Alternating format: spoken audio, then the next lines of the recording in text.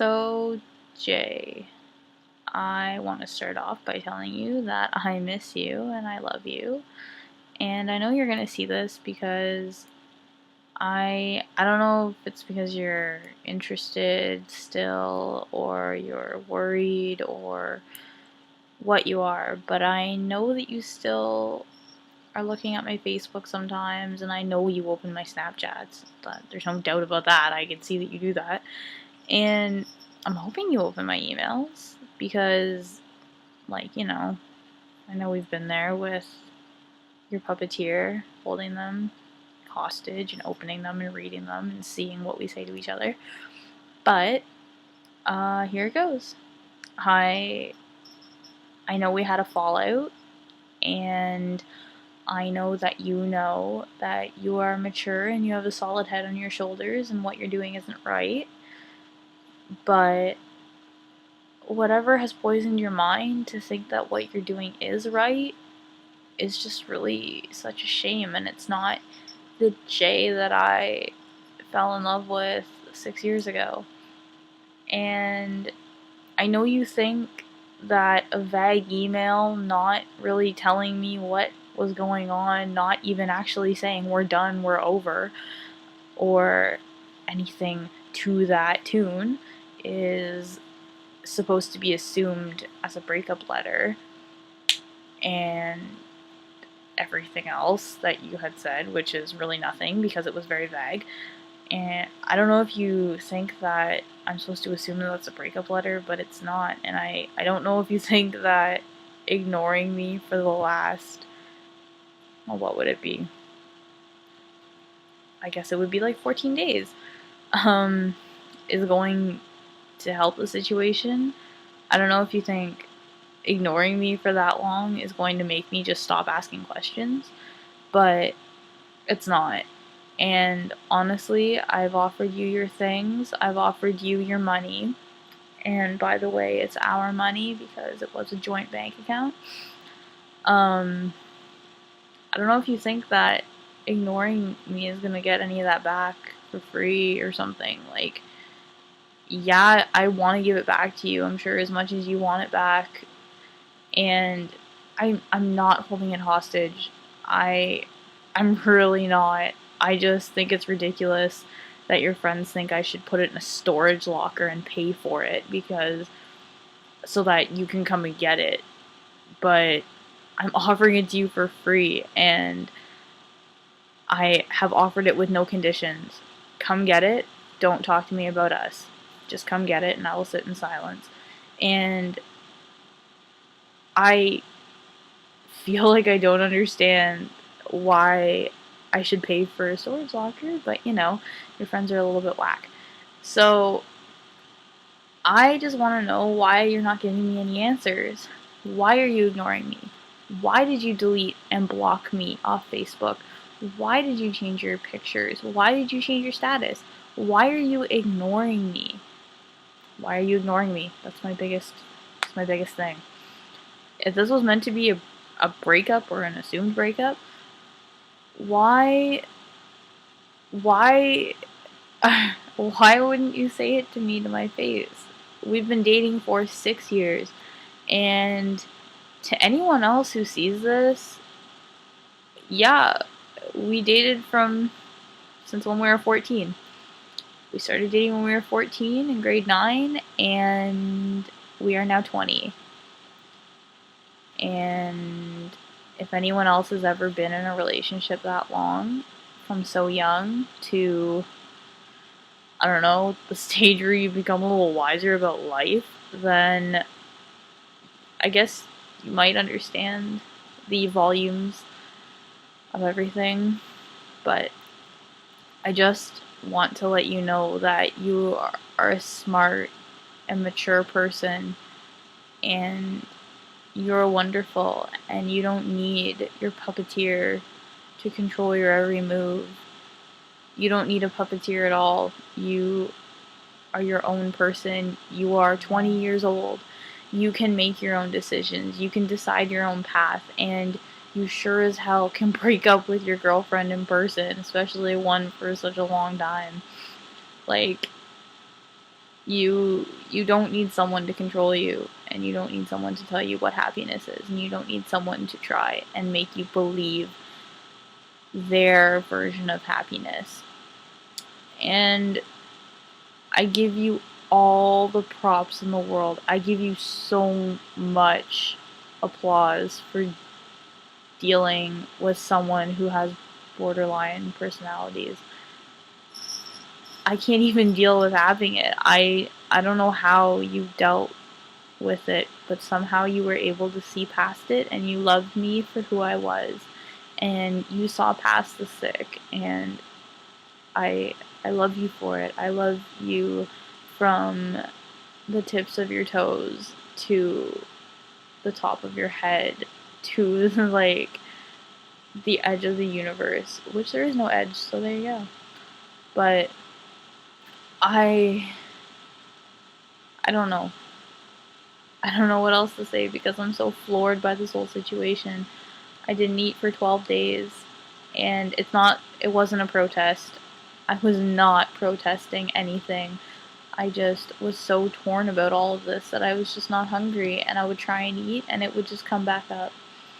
And then I started getting kind of delusional, and then I thought that you were doing this because you knew that I think I'm fat, and you knew that I wanted to lose weight and how much I struggle with it. And part of that plays in as the thyroid problems, which I'm going to be finding out very soon. I have the date already, but you knew, and I got that crazy problem, or that crazy idea that I thought that you were doing all this and ignoring me just for me to get skinny or something. And then it would be okay, and I'd be like all happy, and then you'd come back because I'd be skinny, and you'd be proud to be around me. But, oh, excuse me. I will say that I have dropped 2 pant sizes in 2 weeks, and I am so proud because they look really good on me. But I'm not happy about our situation still. And it took me 3 days to even turn a TV or anything on. I laid in the dark and I just cried because I just didn't know what to do. When you are ignored by someone that you love so deeply, and you just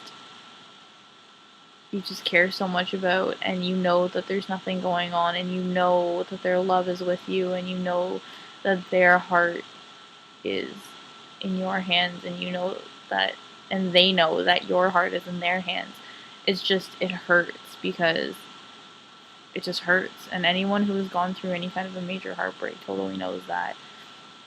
Like, maybe somewhere in the world someone else knows this pain, but I have not yet to find someone that I've talked to that knows it. But when his friends start telling you to just kill yourself because you fucked it up, and you know that you are not, I don't know how to put this. Everyone knows, everyone has, oh, I'm sorry, I don't know how to put this. Everyone has done something that they're not proud of. And I'm sure people have done lots of things that they're not proud of. And I'm sure people have said many things that they're not proud of, and that they're not even willing to say that they said that. And I know that people just have embarrassing things, and I'm not embarrassed to admit that I am not always right, and I'm not ashamed to say that yes, I was in the wrong more than once. I know I've said things, but I know also that I'm not a bad person because I don't know. I'm just not. I would give you the shirt off my back if you needed it. I would give you the last dime I had if you needed it. And I get pushed around a lot, and I know I do, and I get abused, but I know I do, and I just take it because I'm too scared to tell people off. And I think that's where I went wrong, because I know the comfort between us, and don't get me wrong, the volumes of comfort and trust and love I have with you are unimaginable. They're just crazy. They're off the charts, the volumes. And where I know that I went wrong is taking out my frustration on you that I had against everyone else. And I know that you watched me get abused by a lot of people for the last 6 years, but I I don't know, it was just something that happened, and I wish it didn't. But when you grow a level of comfort with someone, it's just something that happens. It's like when you mistreat your parents, but you know they're always going to be there for you. It was kind of the same thing. I knew he wasn't going anywhere because he loved me and I loved him, and he knew that our love was stronger than that. But it's heat of the moment. So heat of the moment. And when you struggle with borderline and you try your best to stay unmedicated, there's not a whole lot you can do.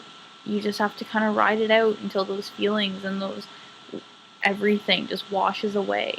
And that's where I went wrong, and I should have had better control. But anyone who has struggled with anything close to this knows that it's very hard, and the self-control you have to have is just, it's a workout.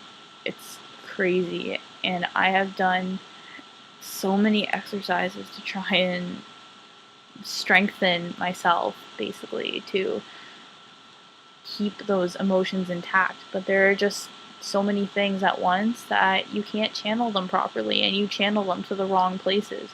And I channeled them at you, and I really wish I didn't. I wish I didn't, and I have regrets, and I've always had regrets. But in the end, I knew you loved me, and I appreciate everything you did for me, and I appreciate you going to Alberta for me, and I appreciate you only wanting the best for me. And when the cancer scare came up, and you were so upset about it, and you were comforting me just when I was getting the blood test done and everything, and I just loved it. Like, I loved that you were showing such compassion to something that I was so scared about, and I wasn't happy that you were sharing the fear with me, but it was nice to know that I had that support. And when I do find out the results in a month, I hope your support is still there. But right now, with everything that's transpired and the baby thing and everything else, I feel like the support isn't there. But I hope in a month you find it in yourself to help me through this when everything is going to fall into shambles again, just as it is now. But I can't stress enough that you are an adult, and you can be your own person, and you can control your life, and you don't need people to tell you. And whether our life together is going to continue or not, or you go off and you do you and I do me and we find other people, I want you to know that I will always be here for you. And when I say that I'll always love you, I will, regardless of if it means we're not together or anything. And like, I know everyone always says like you fall out of love with that person eventually, but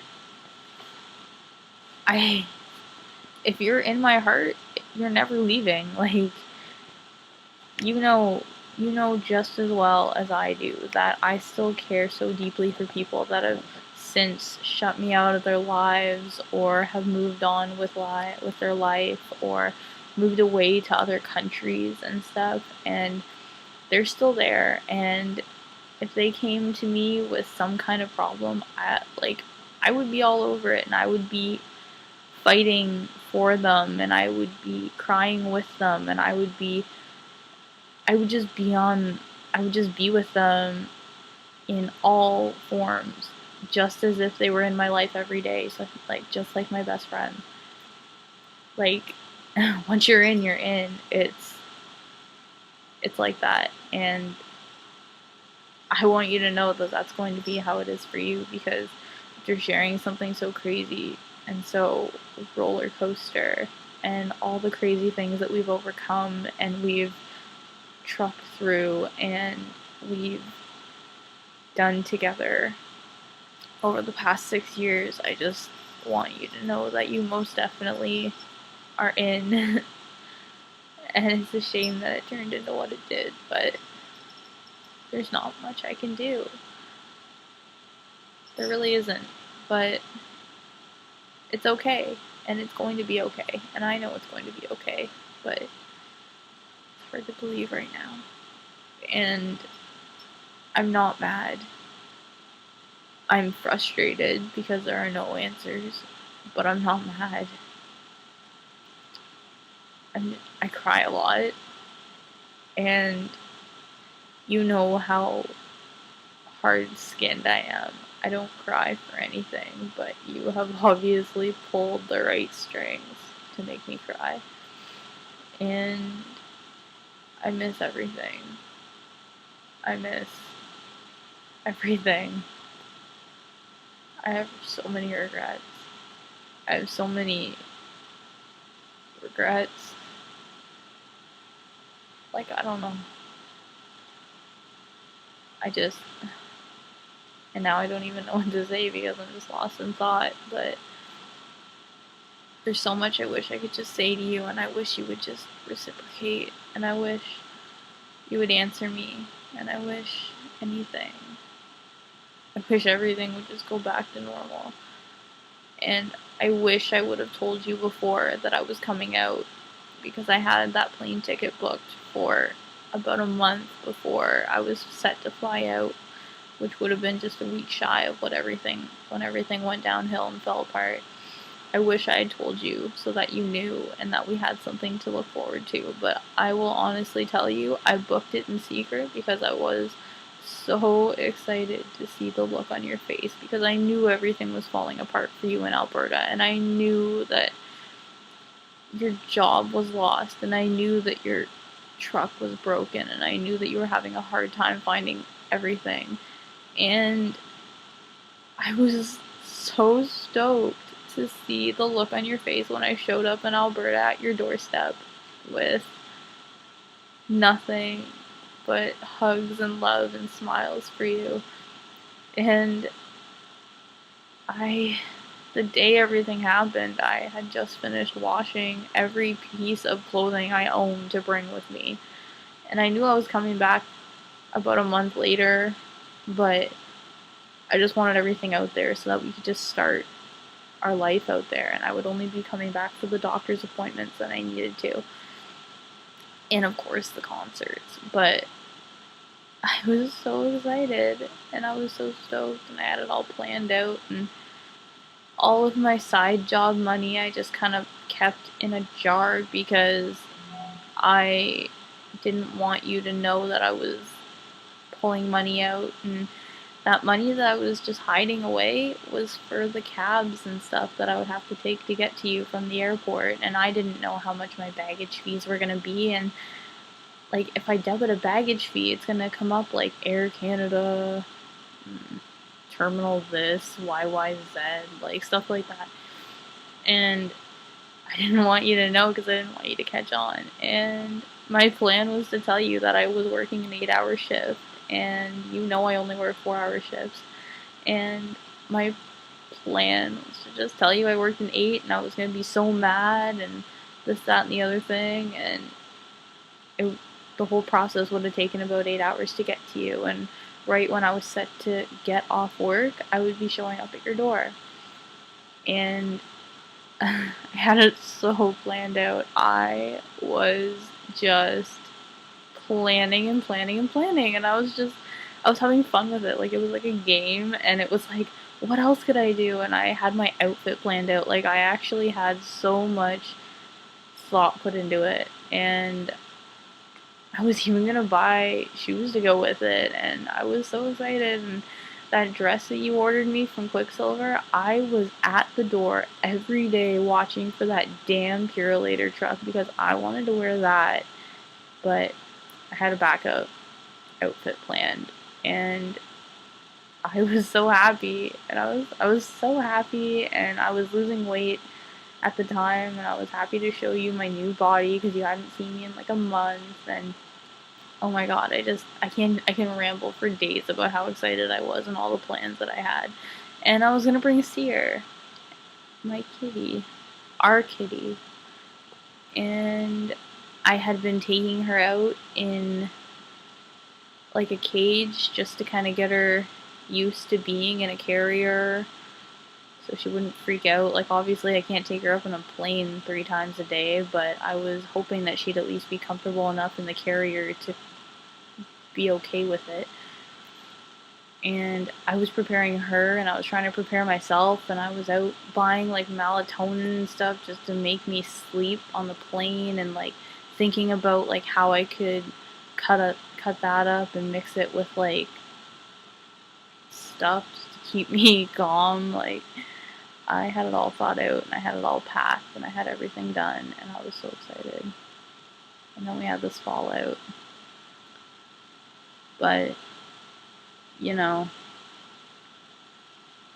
things happen for a reason, and I believe that this is happening for a reason. And I saw a psychic, and she was very accurate, and I don't want to believe stuff like that because it's crazy, and it's kind of like they could feed you a line, but she was very accurate.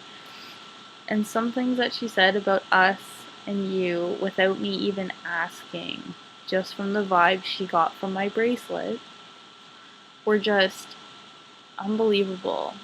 And I'm not going to tell you what she said because I don't want to jinx anything. But it was actually truly a crazy thing. And it lifted such a weight off my chest. And I felt like everything was going to be okay. And then tonight, when your friend basically told me that it was better off just killing myself because I fucked up and I am at fault and I should just take all my pills and stuff, and I don't know, it put me back into a hole. And I have days where it looks like everything's going to be okay, and I have days where I feel that my life is going to come together and I'm just going to move on and it's going to be okay. And then I just fall back and I fall into a rut deeper than before. And it really is 1 step forward and 2 steps back. And I didn't eat for 12 days, but then I ate for a day and I was like, I feel okay. I really feel okay. And then I just fell into a hole again, and now I'm just not eating again. And I don't know. But if there's anything you can take away from this whole video, if you actually watch the whole thing, and it's gonna even out to probably like 27 minutes, so we're at 24 right now. But if there's anything you're gonna take away from this video, just have it be that I love you, I miss you, I'm sorry for everything, and you are not a puppet, and you are an adult, and you have a mind of your own, and you are a very intelligent person, and you are going to make an excellent father someday, and you are so funny with children, and I love it. and the smile on your face. I wish I could see that smile again. I haven't seen it in a long time. But I'll see it again. I know I will. But, you know, it's gonna be okay. And I think I'm more telling myself that than you, because I need to convince myself that it is gonna be okay. But there is always hope, and you know, from things, from past experiences, I want to think that they're going to fall into place like they did back then. But only time will tell. We are only on week 2. And it's still fresh. It's still a fresh situation. But he'll be okay. And yeah, I just want answers. I just want answers. Also, today is August 9th, which would mark our 5.5-year anniversary, official anniversary. And yeah, it's gonna be weird not getting a bouquet of lilies from you. But, you know, no one knows what the future holds, and the answers will come out eventually, and I hope you find it in you to bring them out soon, because I know you know that what you're doing is crazy, but there's no convincing you, and I hope you are finding happiness elsewhere, because every time you said, like, all I need is you, I hurt for you, because that's not right. You need more than just your girlfriend. And I know that you thought it was okay for it to be just us for as many years as it has been, but guys need guy time just as much as girls need girl time. There is no such thing as not needing your friends, whether they are deeply involved into your personal life or not. Everyone needs someone that they can just kick back and laugh with, and they can make stupid jokes, and they can do stupid things, and they can get drunk with, and they can go to the movies with. Like when you get older, I know a lot of couples kind of break free from hanging out with their friends, and they do really just sit at home and hang out with each other. But we are 20, and we should be doing things that 20-year-olds do. And whether it's with each other, go to the bar, go hang out with friends, go on double dates. Like, we were 20, and we took on a lot of responsibilities that a lot of 20-year-olds don't take on. And you're right, we were doing things that 40-year-olds were doing now. And I guess it just shows how fast we were trying to grow up. But in the end, like, you know, everything happens for a reason, and I think that we did well doing what we were doing, and we were on a really good track. We were on an awesome track to success, and we would have been so successful. But, you know, I'm not gonna sit here and play the what ifs and the planning out our future, because I don't know what the future holds right now, and right now I really just want things to get better. And I just want answers to come out. If nothing else, I just want answers. But, you know, I just keep hoping. I don't sleep, so what else is there to do? There's just me acting crazy 24/7 because I don't have anything else to do. And living the life that I have been living for the past while is not the right one. But, you know, I am fully invested in this. And I will admit, yeah, I said lots of stupid shit and not trying to make up excuses, but it was the sick talking a lot of the time. It was the borderline coming out, and it was the no filter, and it was the not able to control these things, and it was the anger from everyone else coming out. And again, you did so well. So well. You're so tolerant. But, you know, you're so strong. That's it. That's not it. I have so much more to say, but this is a 30-minute video of me repeating myself so many times. You know. Anyways. Today's August 9th. And I love you. And still paying on your phone bill. And I'm still driving your car. And I'm still waiting for you to drop off my house keys. And I'm still waiting for you to crawl into bed with me. I'm still waiting to hear your text tone. And I'm too scared to play it on my own.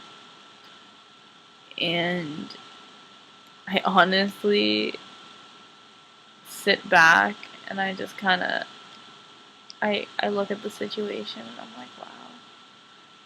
And then I think back to how it was for the 2 years that you lived here, and I just, every time 6:30, 7 o'clock rolls around in the morning, because I sit here, I just remember you coming through the door with a large pop and McDonald's every morning, and saying about how annoying Gloria was, and how greasy you felt, and how you need to shower, and oh, come shower with me, or oh, come get naked with me and splash water around, is what you used to say. I miss it. I miss all of it. But there's nothing I can do but wait and be strong at the same time. But just know you're never out of mind, out of sight, but not out of mind. And I love you. And I don't regret ever meeting you. Like, I have no regrets at all. But you also have to know that you have done things too. And I don't know if you're just ashamed of them or they upset you that you have done them to someone you love. But I just want you to know that you have done things too. And I've done nothing but protect you against the bank who is trying to charge you for fraud. And I have lied to them and told them that it's okay. And it's okay. Like, I've told them that it's okay, and it's okay. I told everyone to just stop. I'm protecting you so much because I don't want you to get hurt, and I want to give every dime back. If I have to go into debt, if I have to take out a loan to give you more than what you want from me, then I will.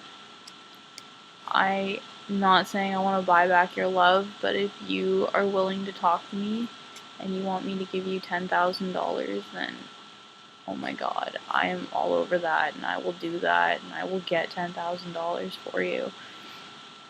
I will put myself in a massive debt just to get answers, and that is how desperate I am. But I love you, and I want you to know that it's going to be okay, and I'm lying. It's not going to be okay. It's not going to be okay because I sit and cry every day.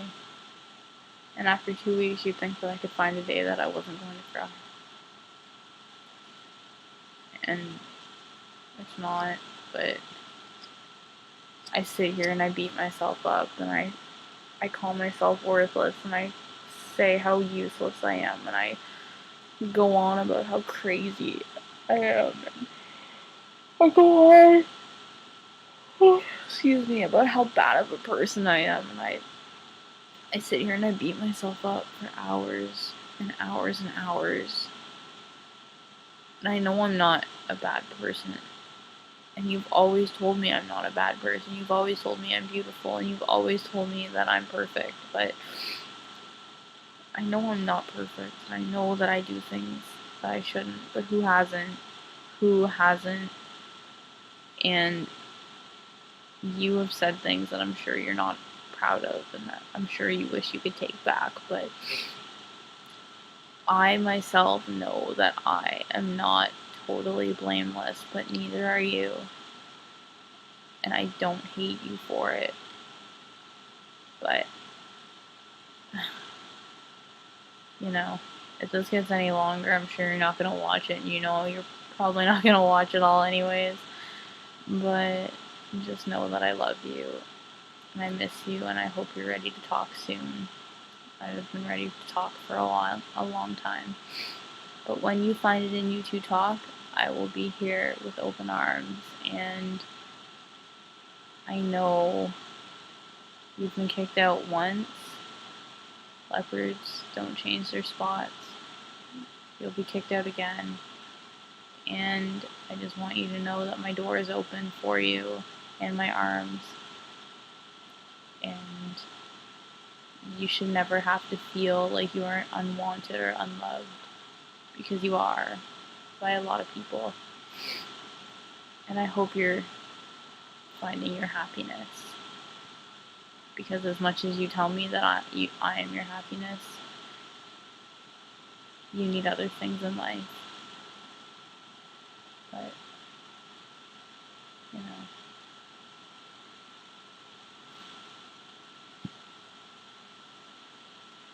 I love you, sunshine. My honey bunches of oats. Ugh. This is my life. I sit and I record letters to you. You know.